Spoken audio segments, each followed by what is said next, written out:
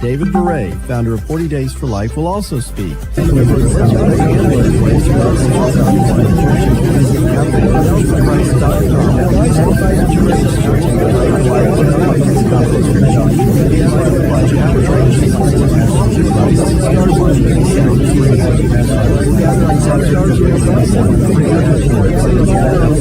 Allen.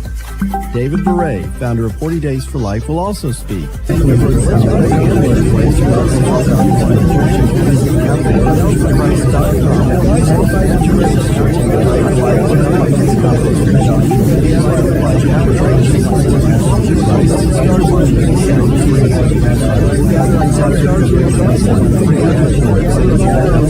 Allen. David Beret, founder of 40 Days for Life, will also speak.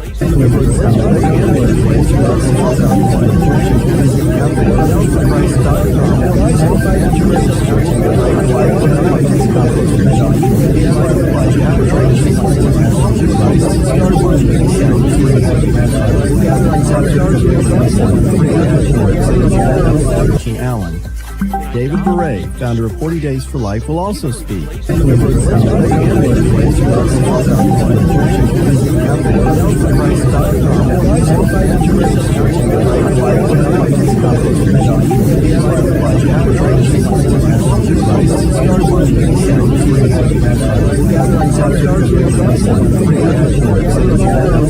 Allen.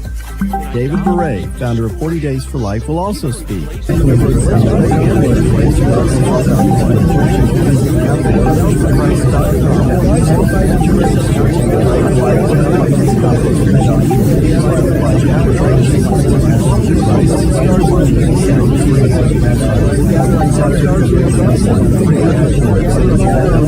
Allen. David Beret, founder of 40 Days for Life, will also speak.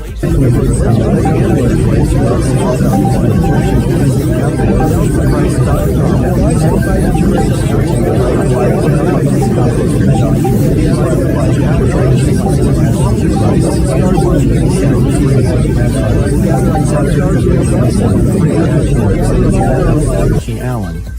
David Beret, founder of 40 Days for Life, will also speak.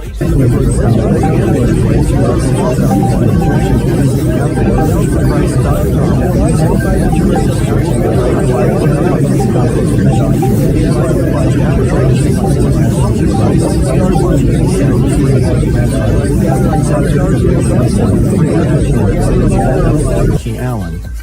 David Beret, founder of 40 Days for Life, will also speak.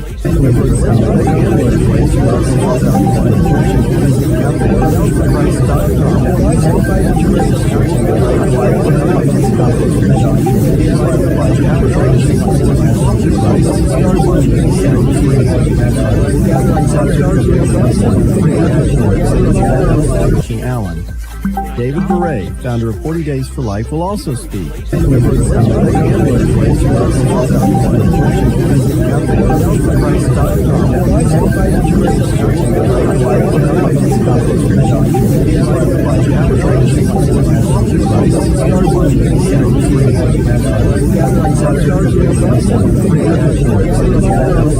Allen. David Beret, founder of 40 Days for Life, will also speak.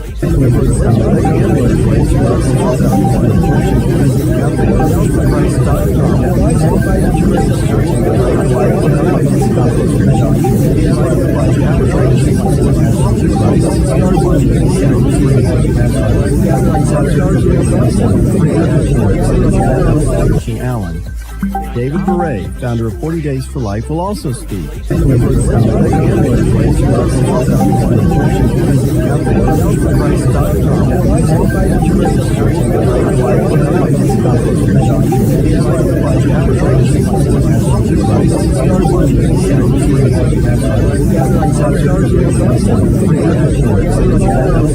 Allen. David Beret, founder of 40 Days for Life, will also speak.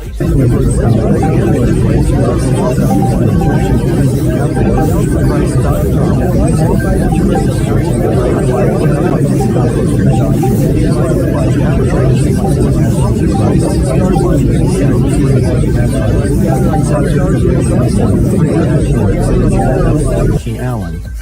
David Beret, founder of 40 Days for Life, will also speak.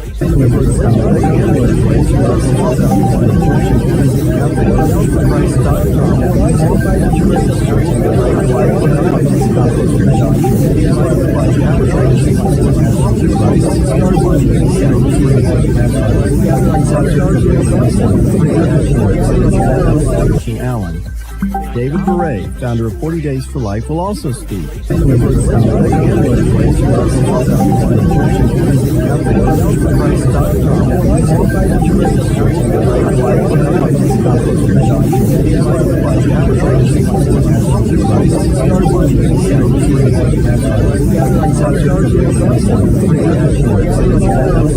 Allen. David Beret, founder of 40 Days for Life, will also speak.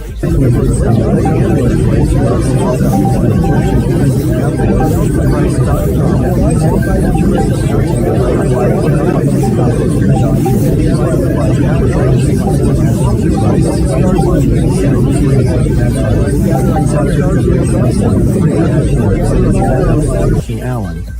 David Beret, founder of 40 Days for Life, will also speak.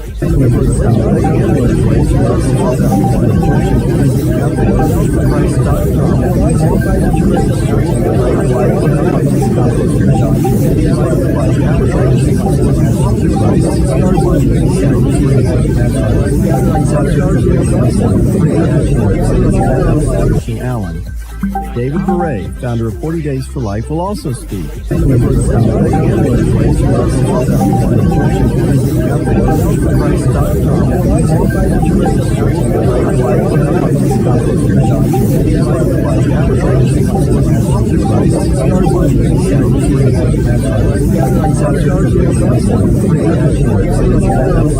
Allen.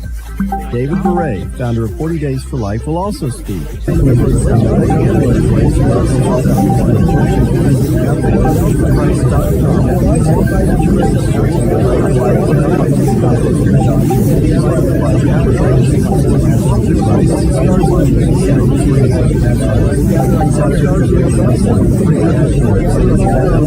Allen.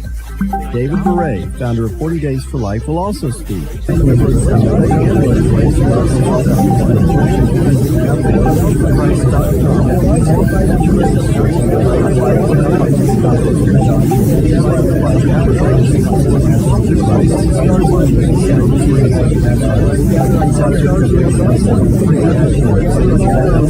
Allen. David Beret, founder of 40 Days for Life, will also speak.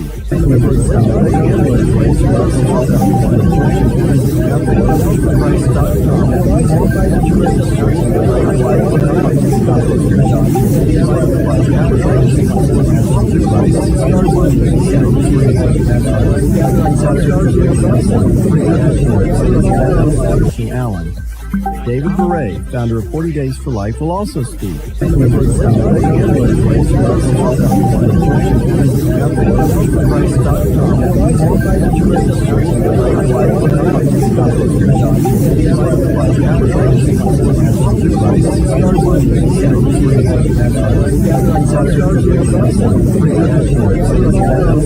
Allen.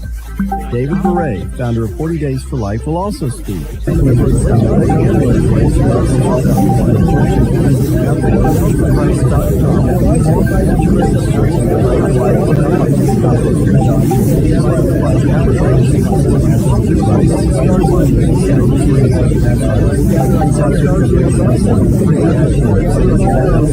Allen. David Beret, founder of 40 Days for Life, will also speak.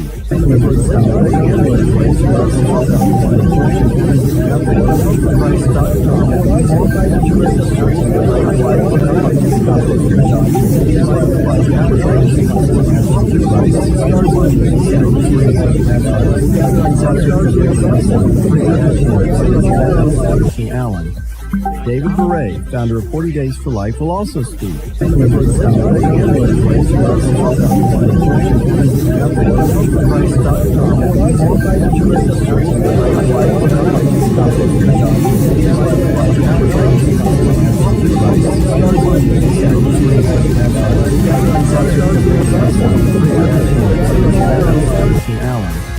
David David Beret, founder of 40 Days for Life, will also speak.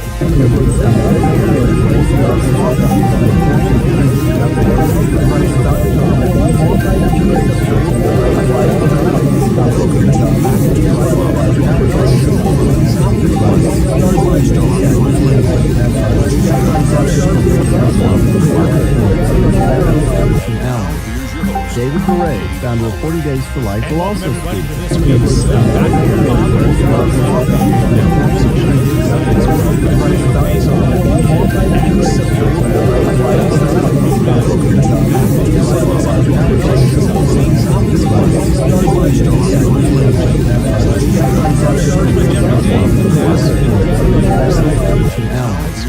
David Beret, founder of 40 Days for Life, will also speak.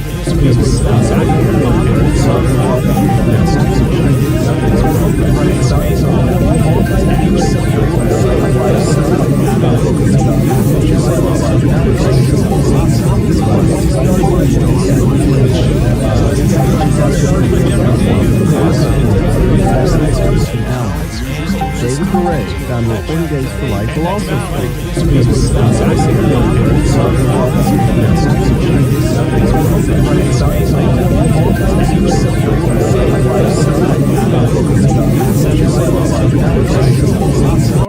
And most professional philosophers or professors would say that he is arguably the most significant philosopher since perhaps Aquinas, perhaps since Descartes. Some people may say Hegel would be in that category, and we'll talk about him in a program sometime as well.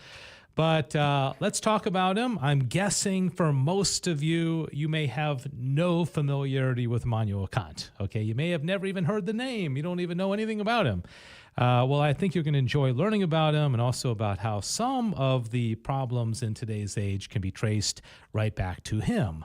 Things like German nationalism that led to revolutions, things like Marxism, communism, because Kant had a very, very significant impact on Georg Hegel, who lived right after him. Hegel undoubtedly influenced Karl Marx, and of course Karl Marx wrote the Communist Manifesto with Friedrich Engels, and things like political correctness and subjectivity, where we come up with our own kind of idea of truth. That's all Kant, and that's something that we're battling with in our culture today. So anyways, welcome, and this is an interactive show. I've got two wonderful in-studio guests, I guess you could say, permanent guests, but we also rely on you. We want to know where you are, who you are, and also what's on your mind with regard to the topic that we're talking about today. So if nothing else, by the end of this hour, you are going to be a lot more familiar with the philosopher Immanuel Kant than you are right now. So again, thank you for joining us, and we certainly would like to know who you are and what your thoughts are. In studio, the two that have kind of been riding this philosophical train here for the last year, in William's case, and Cecil much longer, Cecil Anderson and William Kirkendall. Welcome. How are y'all doing? Doing well. Yeah, we're doing pretty well. I'm just happy we're here. Now, Cecil kind of gets dragged along in all this philosophy, and I think you kind of enjoyed it to some degree, but I was talking to one of our volunteers who's here, Teresita, and I told her that you were on the show, and she said, "Oh, does she like philosophy?" And I said, "Well, she kind of gets dragged into it. I don't know if she likes it or not, but it's it was just it's kind of like part of my job. Do what Dave asks. Yeah, so come here and talk philosophy for an hour. So I represent the common person. Yeah. So now William is not your typical high school senior. He is homeschooled and actually is going to be going to the University of Dallas next year. He's going to be a political science major. And so I think a lot of politics have been influenced by somebody like Kant. So you do have some familiarity with Immanuel Kant? A little bit, yeah. Like I told you before the show, Dave, I do this year I compete in Lincoln Douglas value debate. And so it's a one-on-one debate. Our topic this year is rationalism versus empiricism. Which one should be valued higher? So we are studying a lot of Kant because he, merged the two together, and he has some things to say about, a priori knowledge and a posteriori knowledge, and all of that stuff. So yes, I haven't gone deep into Immanuel Kant specifically, but I know a little bit about him. Yeah. Yeah, and those just to kind of define terms, a priori would mean, and let me see if I can say this in a real simple way. Oh boy. It would be okay. Let me. It's this, complex. If I If I can explain, understand it. if I explain this and you can understand it, not to say like you're, like don't typically grasp this, but you represent kind of the average person of an intellect, right? Okay, so a priori would mean things that we can know rationally before sense experience. Okay, so what do we know before We've senses? experienced it Okay, in so some people would say the idea of 1 + 1 is 2. We would know that even before we see one apple and one other apple becomes 2. That it's kind of a priori knowledge that we have that kind of in our mind. All right, we don't have to have it demonstrated. Okay, some people, interestingly, there's a modern philosopher named A.J. Ayers who says that the structure of learning a language is a priori. Okay, saying that Interesting. kids pick up on language so easily that the words are the sense, kind of stimuli that they get, but being able to kind of put this, the structure of language together, he argues is a priori. You already know it. Okay. Interesting. Now, a posteriori that William referred to, that's what we know through sense experience. Okay, so we know, what that a dog is how they feel only because of sense experience. That's not a priori. You're not born knowing what a dog feels like. You have to experience it. Yeah, we know that the sun comes up in the morning because of a posteriori evidence. Okay, we see it. Yeah. All right. So anyway, so those are some terms. Does that make sense? I'm going to confuse the term. I'm going to tell you that now. They need to change those names and make them a little bit different. Yeah, and now and Ty and William refer to rationalism and empiricism, and those are very related. Rationalists would just believe that most knowledge would come a priori. It's from the reason, and the empiricists would say knowledge comes from the senses. Okay, so what we experience, and really, it's a combination. I mean, and that's what Aristotle would say, and then it's really when Descartes came along and did the whole "I think therefore I am" that he kind of split them. He split the mind and the world into two substances. Yes. And so that we can blame Descartes for all of that. Yeah. So, all right. bro. So, thanks so much. So again, thanks for joining us. And I would like to know right off the bat if you're watching this right now. Buddy's watching. Oh, good. Now, Buddy actually contacted me earlier today and had a very good question, which we'll get to. And I also heard a very interesting and intriguing question that Tim Mott brought up on Catholic Drive Time this morning, which is a little premature to mention it now, but we'll get to it in just a moment. Well, maybe not. I talk about all this influence of people like, Kant and Hegel. We'll talk about Hegel one of these days as well. He was very influential. Philosophy of history. And so Tim said, are these philosophers really that significant, or is the culture already changing and they just kind of jump on the wave, and they're the ones that maybe write about So who it? sets the waves of Yeah, culture? yeah. Who is the architect of change in the culture? I mean, it's I would argue that it's philosophers, I think, and then and Tim also said, because I told him that for Christmas I got two of the most difficult philosophical books to read. Ooh. I got Hegel's Phenomenology of Spirit, and then I also got Heidegger's Being and Time. Okay, and those are really tough. And so Tim was asking, so if these things are so hard to read and most people never read them, how can they be so influential? If nobody knows who they are, why do we give them so much credit, and so much of their writing is so hard to read and very few people? That's a really good question, actually. Yeah. That's why it's kind of weird. Yeah. Because you can think about someone today is most likely not going to read anything like that. Right. Yeah. But there's some philosophers are great writers. Okay, Hegel was a horrible writer. Kant was a horrible writer. Heidegger was a horrible writer. Augustine was a beautiful writer. Plato was amazing. You probably read some of Plato's I've read dialogues. I've read like a couple sections of his Republic, but that's about it. Yeah. I mean, I'm sure I'm going to read more at the University of Dallas. But Yes, you will. Without a doubt, Yeah. you're going to read more at University of Dallas. So Nietzsche was a great writer. Schopenhauer was a great writer. Some of these not so great philosophers just happen to be really good writers. Kierkegaard was a great writer. Jean-Paul Sartre, he was pretty much a horrible guy, but he knew how to write, and he was very popular. And so Thomas was not a good writer. I don't think anybody would say that the Summa Theologia is a page turner. I just can't wait. And you're just like, I can't get past the first page. I know. I mean, I don't think anybody would say that this guy was such a gifted writer. I mean, he was organized and very technical in his language, but I wouldn't say it was a great writer in the traditional sense.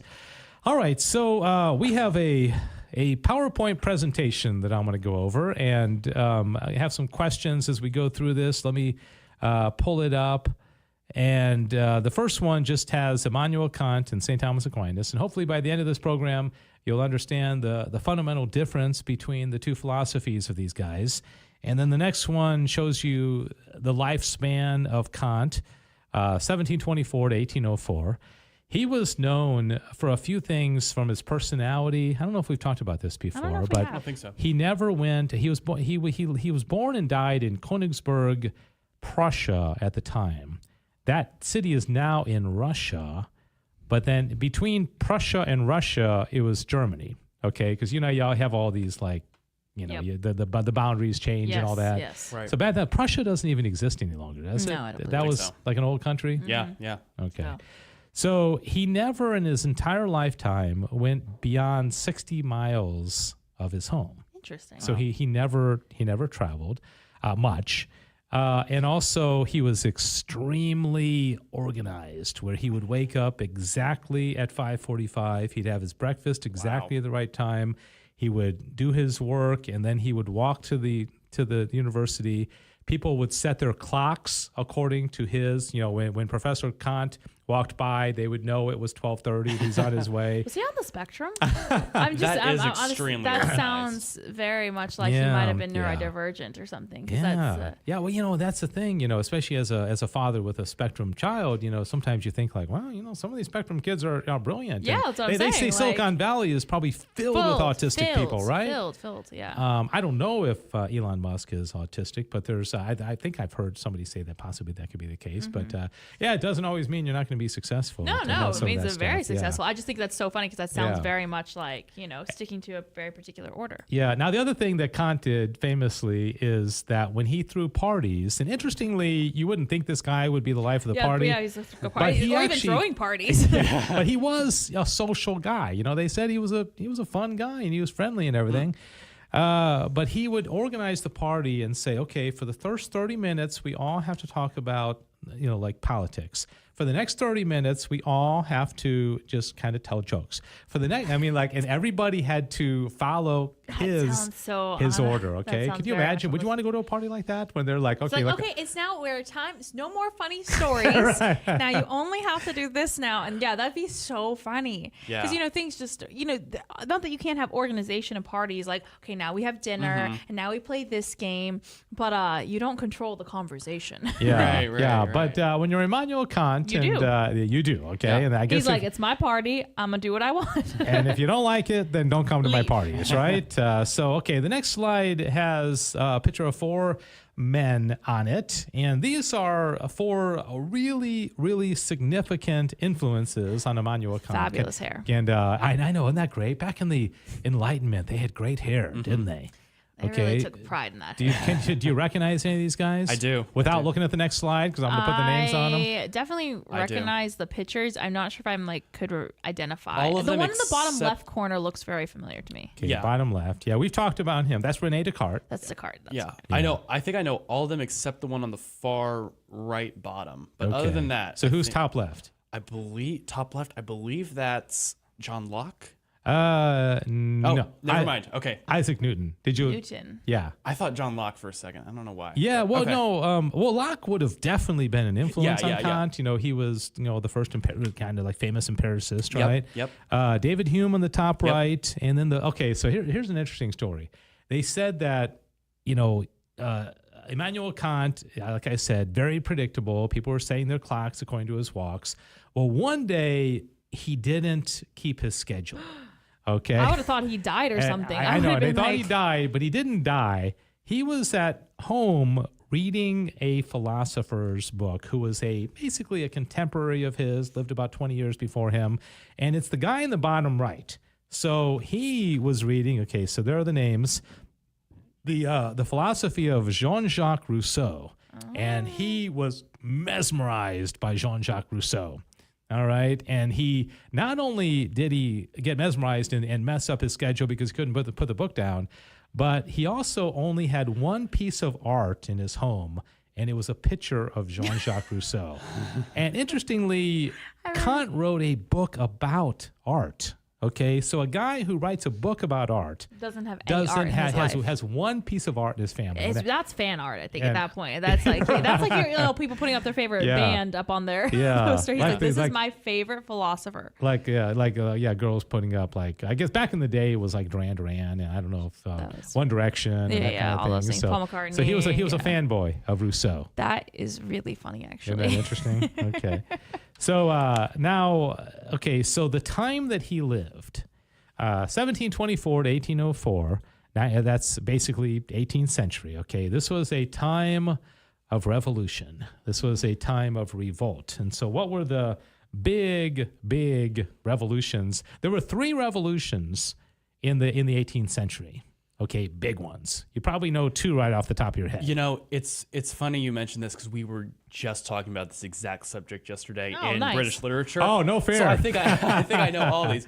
So So the French. it was the French French Revolution, Revolution. American Revolution, and the Industrial Revolution. Okay, yeah. Now, that's without a doubt the Industrial Revolution. That's I was thinking more of a political. Okay. There was one other country. Okay, so here's a picture representing the French Revolution. 1789 is when that started, and then we had the American Revolution. And then, do you see the flag on the bottom left? This is a country who had a peasants' kind of a slave revolt. Do you see that Like a flag? strike or something. Yeah, and they you go to the next one. revolted, and so I wonder if anybody out there that's watching knows which flag that is. And believe me, I would not by the any part means. in the middle is so tiny. I It's know, hard to see I know with that that. that's the flag of Haiti. So there was a Haitian okay. revolt, and then the last picture kind of represents the Enlightenment. The Enlightenment, by the way, most people would say ended with the beginning of the French Revolution. Okay, so in 1789, We ended all of our enlightenment. That's the at yeah. That point. Well, I guess, but they probably would have said that's the culmination because liberty, fraternity, yeah. equality, like everything the Enlightenment figures wanted, it finally came to. In fact, Kant was so excited about the French Revolution. He was most intellectuals supported the French Revolution. Now, Interesting. the French Revolution started in one way, but then got really dark it got really with the Reign dark, of yeah. Terror. So Right. Do you think most intellectuals would have supported the American Revolution too? Or not Yeah, as I think much? so. think Yeah, so. the American Revolution was inspired very much by John Locke. Right. Yep, And, yep. and I think Rousseau might have been influenced as well. But it's interesting because there was a lot of English, philosophers who would, and especially John Locke, who was the first empiricist. I mean, so this Yep. guy is big time. I mean, Yeah, he was really very famous on 2 different fronts. Okay. There's an interesting distinction between the American Revolution and the French Revolution, something we were talking about in my British literature class yesterday, that the American Revolution was based off of, we have these God-given rights, life, liberty, and the pursuit of happiness. And then the French Revolution was based off of, what did they call their Declaration of Independence? The rights of man? The rights of man. They In were- fact, may I say something? I'm sorry. Yeah, So go ahead. this is why I think you're going to smoke Sissel, is because the trivia questions today are about those 2 revolutions. And he's been studying it this week in school. Finally, That's Sissel's so going to go down. The only thing I'm going to have going for me is if it's about the American Revolution, is anything I remember from the Hamilton musical. All right. Well, you'll If probably any do all right. lyrics So make anyways, I sense. interrupted you. Yeah, I'm no sorry. worries.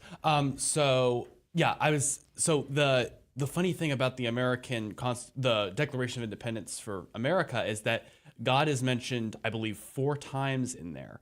In the French Revolution's Declaration of Independence, I don't think they mention God once. It's all based off of man. It's just based off of that person, that thing we've been talking about, the what Nietzsche talks about, the the man Superman becoming a god. Yeah. Right. Man transcending himself. Or, Exactly. I mean, but it's all humanistic. It's all temporal. Yeah. There's no. Right. Yeah, I mean, I think that's the main difference yeah. between the two revolutions and Declaration of Independence. Right. I mean, the between French Revolution was putting nuns and priests to death, Right, and right.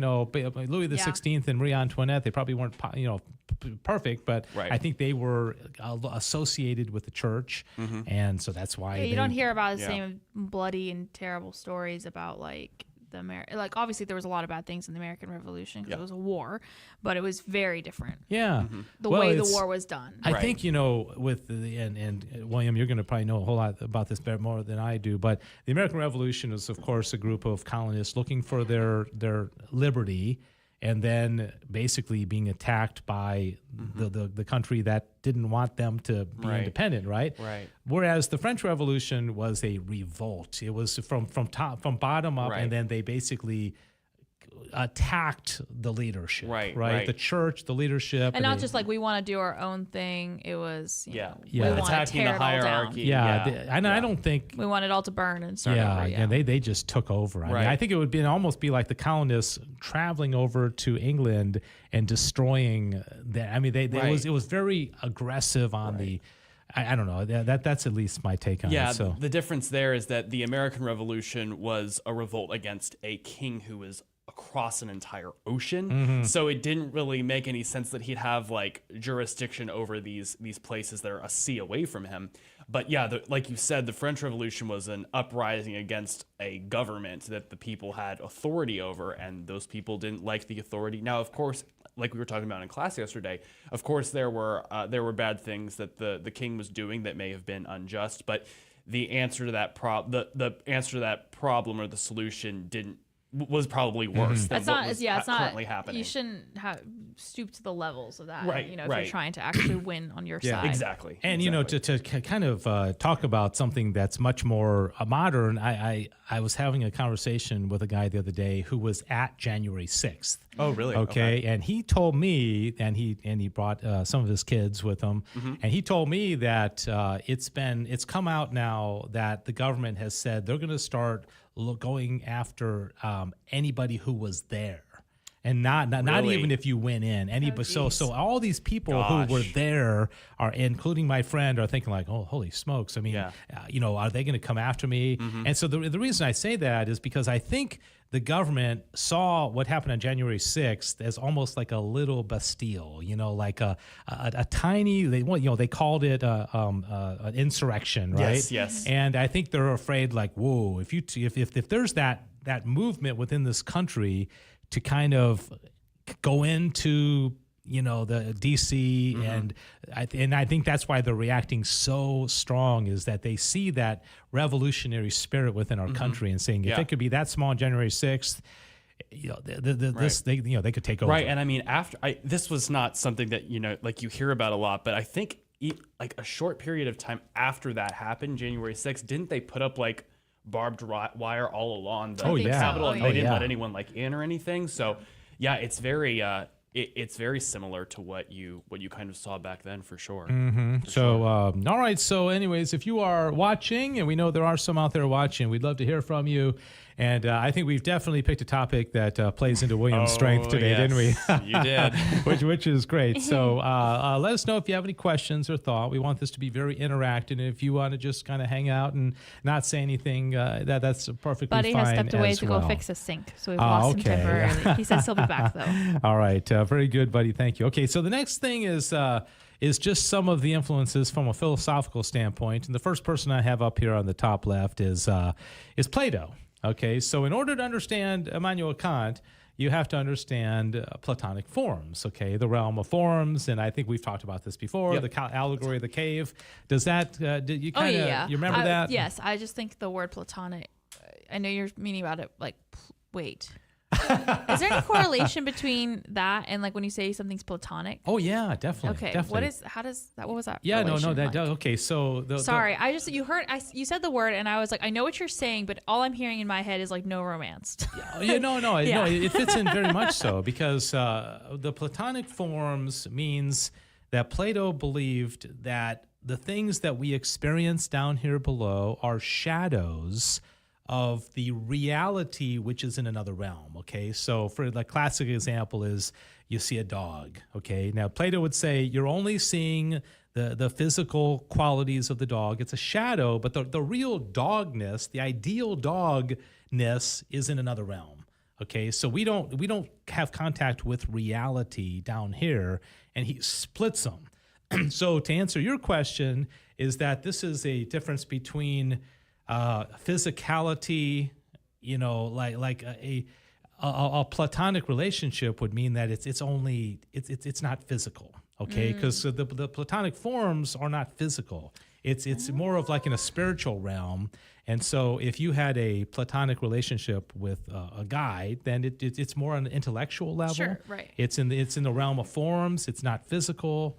Okay. I don't know. I've studied so much Latin and the history of words and things like that. I never knew that connection between. Right. So you platonic. learned something on Back to the Father I learned today. something on Back to the Father. Okay, we've never talked about that. We've not talked about that because Okay. we've talked about Plato for sure, but it wasn't until you said platonic forms I was like, Yeah. wait a second, Yeah. that sounds a lot like another word. It's funny because Peter Kraft, he's so funny. Plato that wasn't his real name. He had a different name, and it was this. It wasn't as good as Plato. Yeah, and Kraft makes the joke saying, "Gosh, if he didn't go by Plato but went by his real name, we'd be calling those relationships, rather than platonic." And it's this big long word. Mm-hmm. But Plato actually means broad because I guess he had broad shoulders, and that's where Plato came from. Did he come up with that himself, or did someone else come up with that? The name? Yeah. I don't know. I would be really funny if he's like, I got broad shoulders. I want to make sure that's known for generations. Yeah. Actually, the first thing the doctor ever said when my mom would vouch for this. My mom's probably watching right now. The very first thing the doctor said when I was delivered is she said, Mr. Palmer, this boy has broad shoulders. So probably knew I was going to be a fan of Plato from the very beginning, Yeah, right? always. Okay, so you kind of understand that Plato had it separated, right? Forms and shadows, right? Yep. That's the most important part of Plato's teaching. And then the next guy is Aristotle, and he comes and he says, no, those forms that are in the realm of forms for Plato, they're actually in the object. Okay, so the dogness is actually with the dog. Okay, they're together. It's called hylomorphism. It's like you merge those two together into one thing. Okay, so that's which means that we can come to know things by the term that Aquinas uses is abstracting phantasms. We can abstract the form. Okay, Love talking about abstracting phantasms. and then the next picture is Augustine, and he comes along, and Augustine says, "Oh, those forms that Plato talks about, those are in the mind of God." Okay, Yeah. so We're you slowly take getting closer. We're chipping yeah, away. you take the Platonic realm of forms, and that's actually God. So God knows all the forms, and then Aquinas would say, okay, so then now when we actually are able to look out in the world and experience the world and abstract it, we're actually coming to a greater knowledge of God through His physical world, right? So that's just a background. This is all leading to Kant, and then the two pictures. René Descartes is kind of the classic rationalist, and then David Hume would be the classic empiricist. And you were saying that you've learned now that Kant kind of brought those two together. Yes. So do you know like what he did, or how he brought the rationalists and the empiricists together? I mean, how he did it specifically, I'm not sure exactly how he brought them together. I know that he would take them, and I mean it's a little bit. I remember you told me this a couple months ago, I guess it was. He took them and put them both together, but he did it in a problematic way. Yeah. Because it's funny, Plato and Aristotle, Plato was kind of the rationalist of his day, and Aristotle was the empiricist of his day. I mean, those weren't the terms they used, but they were similar to those philosophies, and the way Kant put them together was problematic, but Aristotle and Plato agreed on a lot of the same things, I feel like, as far as how society should be run, the politics of it, etc. But so that they kind of also would agree with each other, I think, and Plato and Aristotle here, I think they would agree with each other that, yeah, you can't completely devoid one from the other. You do need sense experience, and you do need the forms, and you do need both of them, rationalism and empiricism, to come to know the truth. Yeah. But as far as I know, and I don't know the specifics, but Immanuel Kant, he put those two together in a problematic way. He did it in more of a, because he's a more modern philosopher, he's Enlightenment and everything. So when he put those two together, he was basically saying, we know what we know based off of our feelings and our emotions, those things that, we all, we're basically at this point subjectifying truth. It's like, it's your truth, it's my truth. So he kind of put those together in a problematic way where it doesn't really make any sense, and it's not really good.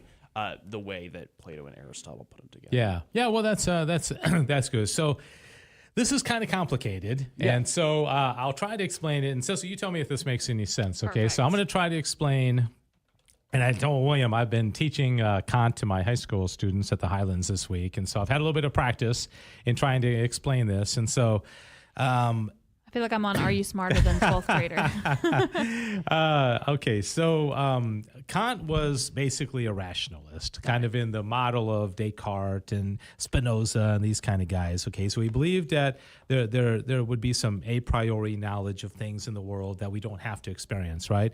Well, then David Hume came along, and basically Hume's big deal, like he was a radical empiricist. He took it to the extreme. Yeah, took empiricism to the extreme, saying that we only know what we can experience. Okay, so the classic Hume argument, which is, okay, so Hume would say, okay, I see this pen in my hand, and I experienced the pen dropping, but I don't know what caused it because I can't see the cause. Okay, so he's saying because I can't, okay, and the other thing that he would say is like, okay, I see the sun rising every morning. I see the sun going down every evening, okay? And then the next day the sun rises, the sun goes down. There's absolutely no way I can rationally prove that tomorrow morning the sun will come up, okay? And he said the only reason that I think the sun's going to come up tomorrow is because subjectively I've seen it come up every morning. So it's all my experience of the sun coming up, but there's absolutely no rational reason that I should say with 100% certainty the sun's going to come up tomorrow. Okay, so this is what knocked Kant off his rocker, because he was a big fan of Sir Isaac Newton, and Newton's scientific laws were all based on cause and effect, right? Okay, the laws of motion, that something doesn't move until something else acts on it and slows it down, or it doesn't start until something acts on it. So everything's based on cause and effect. So now Kant is like, holy moly, my whole foundation is rocked by Hume.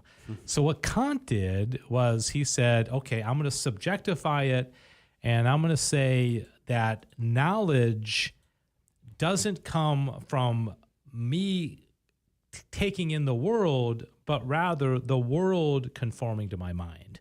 Okay, so what he did was he said it was a priori. There are these categories whereby the world, I structure the world, I construct it. Okay, I give it form. Okay, so I'm actively constructing the ideas in my mind. Okay, I'm not coming to know them. I'm not like experiencing something and saying, wow, that is amazing. I've abstracted something from that, and I've learned something. No, I'm actively constructing my ideas and my thoughts. Okay, that's why it was called the Copernican Revolution in philosophy, because imagine if you lived in the days of Copernicus, and for 1,000 years, everybody was saying that the sun revolved around the earth. Okay, and it looks like it does, right? Okay, so the sun goes up, the sun goes down. That was the Ptolemaic model, right? And then all of a sudden, Copernicus comes along and says, no, actually, it's the earth revolving around the sun. Okay, and that's what Galileo supported, and that was what we know is true now. That's a fundamentally different paradigm, right? I mean, to think that, well, I used to think the sun was going around us, and now we're going around the sun. So everything is wonky. Everything's different. But what Kant did was said, no, we don't experience the world. Our minds don't conform to what we can learn. The world conforms to me. So he brought everything into himself as constructing himself. Man, that's too much work. It's a lot. Yeah. Come on, man. But does that make sense though? And I wonder if anybody is out there and anybody's paying attention still, and it's not too deep. It's a lot for a Friday afternoon. Yeah, that was my best explanation. So the significance though is that we are no longer like going around. Aristotle said all philosophy begins with wonder. Okay, so you wake up and you say to yourself, I wonder what I can learn about the world today. I wonder, and also, I wonder what this world will tell me about God. You know, like, what am I going to learn about God today? Okay, I'm going to learn new things. I'm going to have new experiences. That's Aquinas. Okay, Kant would say, what am I going to construct today? Okay, it's the best example I can think of is it's kind of like opening up your own Christmas gifts. You know, like there's you as a kid, you run down there and you can't wait to open up the gifts because there's a surprise. There's an element of wonder. There's an element of Thanksgiving because somebody gave me something, right? Mm-hmm. Whereas you open it, okay, yeah, I gave myself that one. I gave myself that one. Because why? Because you did it, you know? And so I don't think Kant's approach is as fun. You know, I think it's just kind of, you're in charge, you're creating it. And he also didn't believe you can really know things in themselves. The essence or the nature of things was beyond us. You can't know it. So anyways, I know that's kind of deep. Like Cecil said, this is not exactly a walk in the park, right? So, but anything you wanted to add to that, William? Not really. I think you summed it up pretty well as best as we can sum it up. I guess the one thing I'd add is I think that's kind of the problem we're dealing with today. We take in the world and it's all just subjective, and there is really no truth because it's all it comes from me. It comes from us, and that's the problem. That's the problem. The wheel for every person has to reinvent the wheel. Mm-hmm. Yeah, but that's interesting you say that. So because Kant would also say, the other thing. He also said that we impose space and time on the world, okay? Oh, gosh. I'm so sorry, world. If that was the case, I would have given myself a lot more time. So, like, for example, I'm looking at William, and he's to my left, and you're to my right, okay? Kant would say that it's my mind that basically is placing you in space, okay? It's not that I put you there, but it's not that I'm experiencing where you are. It's my mind has constructed that paradigm, whereas William's to the left and Cecil's to the right, and even the time I'm imposing. Okay, these are forms that I impose. Okay, I don't experience time and space; I impose it. Right, but like, where is God in the equation? Okay, that's what I'm like. Is God in that equation at all in Kant's philosophy? Yeah. If he's Kant, not, then Kant was born into a Lutheran pietist family. Kant was kind of, I don't quite know. He lived and died, as a Christian. So he did believe in God. I don't think he ever officially refuted his faith, although he was a little critical of his upbringing and his pietist tradition. But he did not believe that we could prove God's existence. Okay, he had this thing called phenomena and noumena. Okay, noumena would be the thing what a thing actually is. Okay, so we can experience dogs, we can construct the form of a dog, but we can't know what a dog is. Right. Same way, we can't know God, that we can't know that he exists. They did deny it. But at the same time, he didn't think any of like Aquinas's proofs to the existence of God would be legitimate. He didn't like Anselm's ontological argument. He's like, and somebody like Ludwig Wittgenstein, who's a more modern, language philosopher, took that same like philosophy and said, we shouldn't even talk about it. Wittgenstein would say, don't talk about God or angels, because it's so beyond anything that you can't prove it, you can't see it. Interesting. Yeah, don't talk about a human soul. You can't see it. Don't talk about forms. Plato's realm of forms, that's ridiculous. Just throw it out. You know, can't talk about dogness. I can't see a dogness. I can see a dog. You know. Yeah. So I mean, it's true. We're not going to ever be able to understand everything or completely understand the supernatural. But I don't know if like completely throwing it out and never. I mean, the supernatural works in our world, so completely throwing it out and just ignoring it completely isn't the answer. Even though, yeah, there is a point to be made that you're never going to be able to understand the supernatural fully. But yeah, I don't think the answer is to throw it out. But it goes to show you that Plato and Aristotle and also, of course, Socrates. Yeah. I mean, they lived 400-500 years before Christ, and I would still say the foundation that they laid continues to be what philosophers are still debating about. Okay, that cave, that realm of forms, that's still playing very heavily in all philosophical discussions, because we know, like, I can look at Sissel and I can see her physical features, and then but I look in her eyes, I know there's something else. There's some like essence of her that I can't see, right? But that would be Platonic. But Hume would say that's ridiculous, and they don't even talk about that thing you can't see. You can only talk about what you can see in front of you. Well, darn. All the rest of it is just total nonsense. My best assets are not what you see.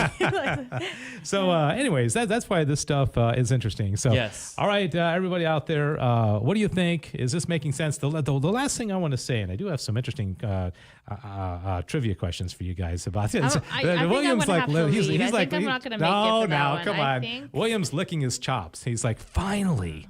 He'll probably never come back. He's going to like destroy you in this game, and he's going to be like, I retire. So, okay, here's the last thing I want to talk about, is that Kant did the exact same thing with ethics that he did with epistemology, because he had a thing called the categorical imperative. And I have a slide of this. Okay, the next slide was the Plato's cave, Copernican Revolution, but do you see the one where it says categorical imperative? Okay, do you see that? It has like a little yield sign. Okay, so let's put that up there. And this is his categorical imperative. And we'll just talk about this for a couple minutes. It says, act only on that maxim whereby you can at the same time will that it should become a universal law. Okay, this is a famous thing. Categorical imperative, Immanuel Kant. Okay, commit that to memory. And it sounds like the golden rule. Okay, do unto others as you would have them do unto you. But what Kant did was he subjectivized morality. And he's basically saying, okay, the morality comes from within. And I should ask myself, like, let's say I tell you guys lies, okay? And I say something about, I used to play for the Dallas Cowboys or something, And so the categorical imperative would say, okay, if you do that, do you want it to be a universal law that all people can lie? Okay, so if you think you can't make an exception for yourself, if I think that I can, pilfer some, things from the office and maybe take some pens or something, can I at the same time say everybody can do that? Okay, if I want to speed 10 miles higher on the freeway than everybody else, can I say that's a universal law and everybody can go 10 miles per hour higher on the speedway? So what he's saying is that it's duty bound, is that the moral law comes within us. We have a sense of what we feel our duty is, and we should only follow it if at the same time we think it can become a universal law. Okay, and if it's not something that could become a universal law, then we shouldn't follow it, okay? But he also said, I don't need the 10 Commandments. I don't need a church. I don't need the Bible. I don't need anything externally telling me what to do, because the law comes from within. So he's essentially arguing you don't need authority because I am the lawgiver, basically. But again, going back to the time he lived, what was everything in the world was anti-authoritarian, right? Exactly. The revolutions were all happening around him. And so he's saying, forget the church. Like, go all the way. Yeah, the law is within, okay? Right, the law is within me, and truth is within me. Truth is not out there for me to discover.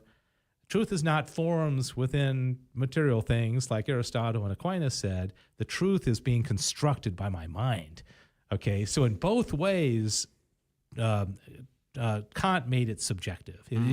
And so now somebody says, okay, if I say I'm a woman, that's very Kantian. Okay? That's just what I was about to go. Because there's no objective there, truth. It's subjective. How do I feel? What do I think is true? That's the problem we're dealing with today. Exactly. Yeah. Exactly. So yeah, I would contend philosophy has a huge impact on its future generations for sure. But I bet you could go.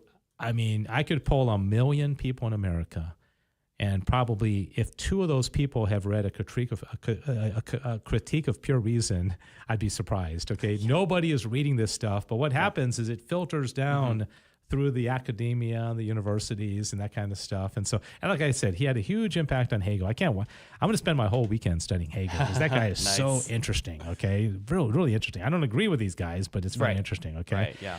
So, anyways, I don't think we have any comments from anybody out there. We do have a few people that are watching. I think Buddy is still fixing his sink, but I do appreciate the feedback. Boy, if you guys weren't in here, I'd be just talking to myself. But anyways, this will be your last chance to make any comments, or William, anything else you want to comment on? Hey, I mean, doesn't everybody know a little bit more about Immanuel Kant now than they did an hour ago? Oh, for sure. Yeah, definitely. And I know the origins of Platonic, so. Yeah. Yeah. I really think this stuff should be taught in grade schools. I think it needs to be. Yeah. Yeah. Because it's important. It's logic, to teach logic. I never took a logic class in my whole life. In fact, as soon as people start talking about logic, or who is the one, who's the math guy, that the famous Euclid. Oh, yes, yes. Have you ever studied Euclid? I haven't studied him, but I know a little bit about him. He's like this ancient Greek mathematician, and he had these proofs that essentially you can know the mathematical formula without experiening it, because it's a proof. Yeah, and it was very logical kind of process where you had maybe one truth and then another truth, and the two of them come together to form some other logical. I'm one day gonna take some kind of Euclidean, because math has influenced philosophy dramatically. Oh, Rene for sure. Descartes was a mathematician. A lot of these guys are. Yeah. There's a guy named Gottfried Leibniz. If you ever, he was a rationalist philosopher of like the 17th century, and he was a mathematician. And interesting stuff. So yeah, for sure. So that is that, and let's see what else. So you guys want to do some trivia, or what do you think? Let's get into Okay. Yeah, this will at least this will be a humbling experience. This will be competitive. Hey, it should be close. She saw Hamilton. Okay, That's true. Yeah. She should be absolutely that only fine. covers one revolution. Yes. The French Revolution is where I'm more worried, honestly. Okay, so I see. will keep score, Cecil and William. Unless we can count Les Miserables' fake version of a French Revolution as anything. Yeah, wasn't Tale of Two Cities about the French Revolution Yes, also? yes. Okay, We're I reading read on that literature. War and this week. Peace was about Russia, right? I think so. Yeah, I think that so. Tolstoy. Yeah, he was Russian. Yes. Yeah. So okay. So all right, here we go. Let's. What year did the French Revolution start? 1793. Do you want to make a guess? Is it closest wins? Yeah. 1794. Oh, you went the wrong way. Darn. 1789. Oh. Okay. I forget how close that is. Yeah, to we the actually American talked about Revolution. that. Yeah, Okay. What event started the French Revolution? I oh, know. I just don't. like, the specifically know. storming of the Bastille. Oh, I thought you were talking about what event triggered the desire yeah, for have you that. heard of the that's storming what of the I was Bastille? thinking. Yeah, no, Yeah. I knew that, but Yeah. I was thinking what Yeah. was it that Okay, that happened? what was the Bastille? Like, what was its what kind of a building was it? Was it a church? No. Was it it the place where like the king was and everything? treasury? No, Something? no. It was a prison. Oh, right. Yeah. The Bastille. So it was the storming of the Bastille. I'm pretty sure. Okay, so that weren't they releasing political prisoners or something like I think that? so. Yeah, I think yeah. they That stormed makes it sense. because there were people wanted serving people out. time, right? Yeah. Okay, so a dark period during the revolution characterized by extreme political violence and radical measures was called The Reign of Terror. Whoa. Now, in all fairness, I'm going to give that one to Sissel just because I always give you points if it's a tie. I owed at least 10 points from all the past times. Who was the figure that was who kind of like the leader of the Reign of Terror, the French leader who kind of. Oh, I don't know if I know that I don't one. think I when know I the say name the of name, I bet you're going to say, I'll probably yeah. recognize it, but I don't think I can think of it. Robespierre? You ever heard that name? I don't know. No? Probably. Okay. I did probably at some point. Interestingly, he ended up getting executed. Really? Yeah, the guy who did the Reign of Terror got got executed who? himself. I don't know. By French authorities or by like the revolution? Well, I'm not sure. Oh, I'm not Huh. sure. Just Somebody that curious. didn't like him, okay? Interesting. So who was the king of France at the time of the French Revolution? King Louis King the Louis 16th. Oh gosh. Okay, we'll give that one to William. Okay, who was his wife? Marie Antoinette. All right, Wow. sister. All right, we got 2-2 here. Interestingly, okay, this I won't phrase this as a question, but typically people kind of have this image of them getting their heads chopped off together, right? They both got the guillotine. But do you realize that King Louis the 16th was executed in January of 1793? Okay, 4 years into the Revolution. Marie Antoinette was killed in October of the same year. She had to live 9 months. Oh, wow. After her husband died. Can you imagine? That's awful. I mean, Yeah. and then she gets, her head chopped off. And so, all right. So who was the revolutionary leader that seized power in France in 1799 after the French Revolution? He staged a coup known as the 18 Brumaire, effectively ending the revolutionary government and establishing a new regime. I don't remember. Napoleon? Yes. Was it Oh, Napoleon? really? Okay. I was in my head that came to my mind, but I'm like, nah, that Yeah. can't be Yes, Napoleon. Napoleon. Okay, I was like, oh, you guys are going to hate yourselves. Oh yeah, I'm glad that you got it at least. Okay, the diplomatic gathering of European powers that took place after Napoleon's defeat was called the Congress of. It's the name of a city. Versailles. Close. That's close. Starts with a V. The Congress of Vienna? Vienna. Really? Vienna. Oh, okay. Well, wow. why not? That was just a Okay. random guess. I wasn't. welcome. What, I gave what you was that the name of the battle that ended Napoleon's imperial power? Waterloo. Waterloo. Yeah. All right. Nice. Waterloo. Nice. Napoleon. All right. Oh, see, this is close. surrender. This Yeah. is close. Thanks Okay. you, ABBA, for that. Oh, that's from listening to ABBA songs. It helped, didn't it? Okay. Who were the two French philosophers whose works are most commonly cited as being factors that incited the French Revolution? Descartes? No, I don't know. I can't remember. no. any French names. philosopher? French I can't remember philosophers. I don't remember which ones are French. Yeah, I don't know which ones are French, English, German. Okay. I always get them confused. Yeah. One of them I mentioned earlier. Kant? No, Hume. no, Rousseau. Rousseau. Oh, that makes okay. sense. That does sound French, yeah, doesn't yeah. it? Okay, yeah, and also Voltaire. Voltaire. Okay, Okay. Voltaire. I would have gotten those. Yeah, they were Okay. Voltaire and Rousseau. Okay. Okay. Okay, so now we're moving to the American Revolution. Okay. Nice. Okay. I was more so- confident in this one, but now I'm worried. So move across the. You're more confident in the French No, an American. because you listen to ABBA songs. Yes. Okay. Okay. Which English philosopher inspired the American Revolution? John Locke. Locke. Oh, come on. That's so Oh. annoying. That's so annoying. We just did I this. know. We just did. Okay. So William has taken a. Okay. This English writer wrote a book called Common Sense in January. Thomas Paine. Okay. That Gotta is give from- it to Sissel. Thank you. Sissel. Yes. Fair enough. Okay. Hamilton one. Okay. At a time when most literate citizens only read the Bible, Paine used biblical language to define the necessity in removing the yoke of British sovereignty. Okay. Really quickly, if I say a quote from Thomas Paine, the book, can I get No, you get no an extra points. bonus point? No. No extra points. No. Well, but you can say the quote now that you've teased We it. hold these truths self-evident that all men are created equal. I thought that was Jefferson. No. Wait. That's in the. Oh, That's you're right. Declaration of No, Independence. no, no. Yeah, No? that's the Oh, Declaration of that's right. Independence. I'm thinking about it mixed. Never mind. There's another quote from Thomas Paine. I can't remember now. I don't think I can trust you No, anymore, I Sissel. mixed that up. My brain. My little Okay. brain. All right. Okay. So moving on.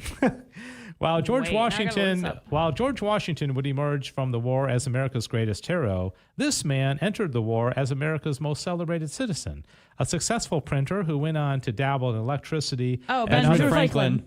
I said Ben Okay, first. we're gonna give it to Sissel.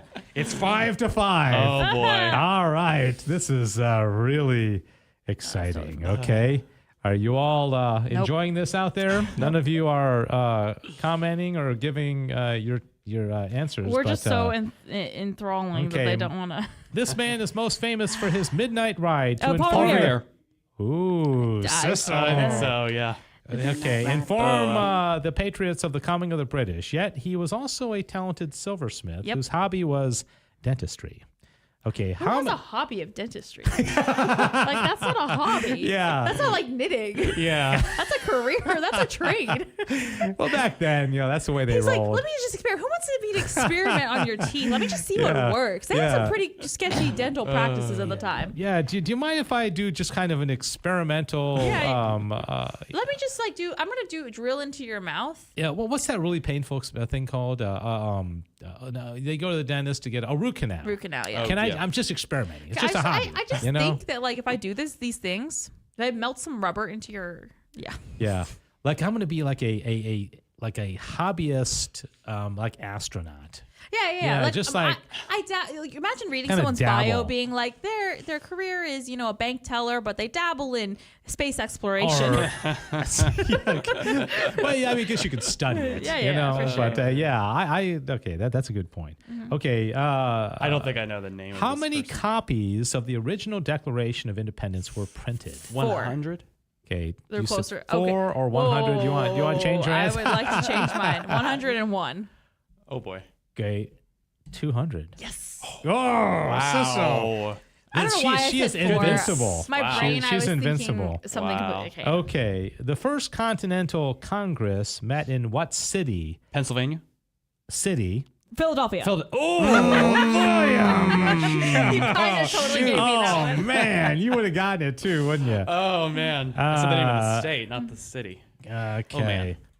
The colonists who were loyal to Great Britain during the American Revolution were called what? Whoa, why can't I remember? It's They had 2 names. Get either one. Okay. loyalist. Yes. Loyalist, and what was the other one that they called themselves? The Tories. Tories. Yeah.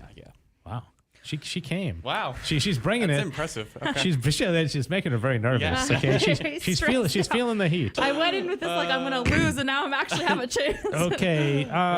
This lady was an American scout, a colorful figure, and a legend during the decades surrounding the American Revolutionary War. I know this Oh my person. gosh. I just can't remember the After name. her husband was killed at the Yeah, Battle yeah, of yeah, Point yeah. Pleasant, Oh, she what's her served name? in the war wearing male dress. Yes. Took we up know a all about rifle. her. What's her name? Oh, Okay. come on.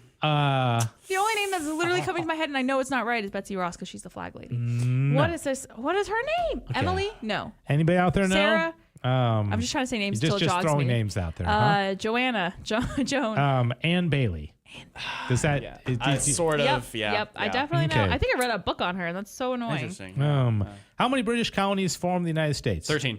Okay. I was reading He's comments. back. I was reading comments He's and wasn't back. paying attention. Okay. Wait, you need to give me a warning before you read. I was I actually know trying to because keep up with you're still comments. excuse. Are there comments? Yes. The That's people why are- I was. That's people why are I was actually distracted. commenting? Well, Lee Owen says yes, enjoying the trivia, and then someone else said hi to me on another one, and I was saying hi, and I wasn't paying attention. Okay.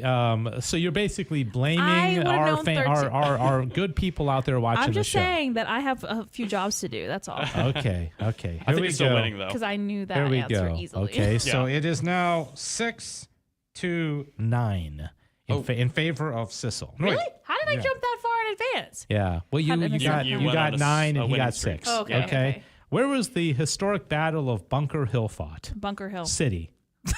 What city? Oh, wait, no. not William is challenged with city state. Okay. yeah, So yeah, what city? Bunker Hill. Gosh, I don't know. Can you give us what state it's in? It's gonna really give it away. Wait, I do have a guess for the Raleigh. city. Okay. Concord? No. No? Okay. As soon as I give the state, it's gonna give it away. Boston. Yes. Oh, Yeah, nice. Okay. yeah. As I say Massachusetts, you're not going to say, yeah. I think it was Worcester. I don't think I can name okay. another city in Which Massachusetts. which document announced the separation of the 13 North American colonies The from Declaration Britain? of Independence. That was Okay. really a mess. That was a we're going mess. to give that to William. That was a Okay. mess of. Okay. I don't even know if I said independence properly. Okay, what year did the U.S. issue the Declaration of 1776. Okay, Nice. yes.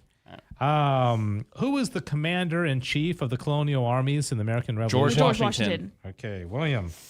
Okay, it's 8-10. Oh wow. Okay. How many more do we have? Okay, I'm stressed. probably about 10.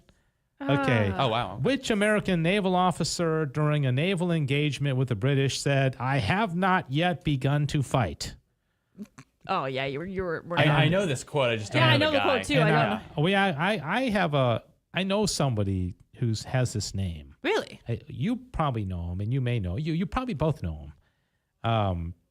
Okay, but that not doesn't helping whittle us. it down. Sorry. Okay, Yeah. John Paul Jones. John Paul Jones. You know John Paul Jones? Yes, John Paul Jones. You know him? I think Yeah, the Jones kind of family. rings a bell. Yeah. Okay. Which incident took place at Boston Harbor Boston Tea in Party. protest against the British? Okay, okay. 11-8. What animal appears on the Revolutionary War flag with the legend "Don't tread on me"? Bear? A bear? No, a horse. Don't tread on me. Don't tread on me. A horse. A snake. Snake. Snake. Why am I I was brain? gonna say snake. You got I keep it. hearing Yeah. "Don't tread on me," and all I'm isn't, picturing. isn't it that little pole with Yes. the Yes, the yeah. snake All on I'm it? picturing when you say "Don't tread on me" is the flipping cannon that we have nowadays. And Yeah, I cannot- know. But I'm like- that's come and take it. Yeah. Oh, that's right. Wait, what? Yeah. Huh, Yeah, you know yeah. what? That's come and take I it. still got there, guys. But you, Yeah, but you yeah. see As the "Don't tread flawed- on me" on the back of like as pickup flawed trucks. as my philosophy, Right. my brain Okay. is working. Okay. So we're down to about 5, maybe 5 or 6. What treaty ended the War of the American Revolution? The Treaty of. It's a city. Is it an American city? I can't say that. Versailles. It is not an American city. Versailles. The Treaty of Versailles. I don't know why I keep saying Versailles. The Treaty of Versailles ended World War One. It does, yeah. Yeah. That's why I'm Okay. saying treaty. Paris. Treaty of Paris. Yes. Really? Yes, the Treaty of Paris. Oh. All right, 13-9. Okay. The name of the colonial militiamen known to be ready Minutemen. for. Yes. Nice. Yes. Goodness. Who wrote the book A Summary View of the Rights of British America, published in 1774? Summary review of the rights of British A America. summary view of the rights of British America. Now, this is 2 years before the Declaration Yeah, of is Independence. this like a very well-known? Yes. I'm gonna. I don't know if this is right, but I'm gonna say John Adams. No. No. Okay. It is Hamilton. Because why not? I'm just gonna throw out Yeah. names. Thomas Jefferson. That was my next No, guess. I was like, it's Thomas always- Jefferson couldn't have done everything. It's always the next and guess. always isn't it? Man. Jefferson. That's Okay. 9. Okay. Which European nation provided significant? France. I said it first. You got Okay, it. yeah, significant military Through support. Lafayette. Let's see. Okay, what American military officer switched sides? Benedict Arnold. Benedict Yes. Arnold. I Yes. said Arnold Blanking on the Benedict. name, but I said Wow. Arnold Benedict. Sissel, I so underestimated you. My goodness. She like knows everything. she's invincible. You need to go on like Jeopardy. Oh no, I would so bomb on Jeopardy. Yeah, you need to go on Jeopardy. never. Okay, so okay, 2 more. Which American revolutionary officer was hanged in 1776 for spying on the British? I know this. I know. It's John Hancock. No. Why did I think of that? I don't know why I thought of him. John, is it John? No. No. Oh, Lord. Which American revolutionary officer was hanged in 1776 for spying on the British? Okay. I know this, and it's very annoying. And, okay. I know. Nathan Hale. Yes. Nathan Yes. Hale. You've actually heard of him. Yes. Yes, I have. I read a book on him too. The as a last kid. Oh, wow. one, okay, and this is worth that's 6 so points. What? I'm kidding. Hang on a second. See, who was the first person to sign the U.S. Declaration of Independence? The very first person. Benjamin Franklin. wait. No. I don't know. Wait, It was John? John. Did I say it a second ago? No, John Hancock. John Hancock? Yeah, that's why. I literally said. Yeah, because remember, that's the really That's big why. one. Don't know Yes, why my yes. brain Okay. was just like confusing these So two when you people see in the my head. Declaration of Independence, That's why his people is like say- his in the Maybe people center say is are really like, big. oh, will you give me your John Hancock? Yeah, right, It's your right. signature. And that's why he was the first one to sign. Because I was so excited about shouting out John Hancock earlier. I don't know why. I know. I don't know why. Yeah. All right. All right. Well, that is going to do it, and I don't think we're going to have William next week. I had so much hope. Okay, no, but your contributions during the show were outstanding. Yes, thank you thank so you. much, Yeah. Sissel. You were no slouch either, and you you. came on strong at the end with That's the what I do. trivia I come game. for the trivia. Yeah. I'm going to have to do like Kirkendall family history in order for William to win one of these. I don't know if, you know? if I can even What do that. What is, Call his mom and what be is like, "Excuse William's me." mom's name? It gets like, wow, William 20, Cecil nothing. You know? Oh, man. All right, that's going to do it. Thanks everybody for watching. Oh, I gotta go stop the stream. God willing, we are going to be back next Friday with the next Back to the Father. I don't know the topic, but it'll have something to do with St. Thomas Aquinas, sometimes a little tangentially, as we did today. But you got to admit, you know more about Immanuel Kant now than you did an hour ago, and you also know more about the American Revolutionary War and the French Revolution as well. God bless you. If you have any questions or thoughts on the show, email backtothefather@grnonline.com. Have a great weekend. God bless you. Have a good one.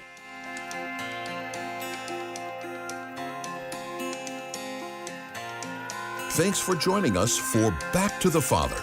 And don't forget, the glory of God is the human person fully alive.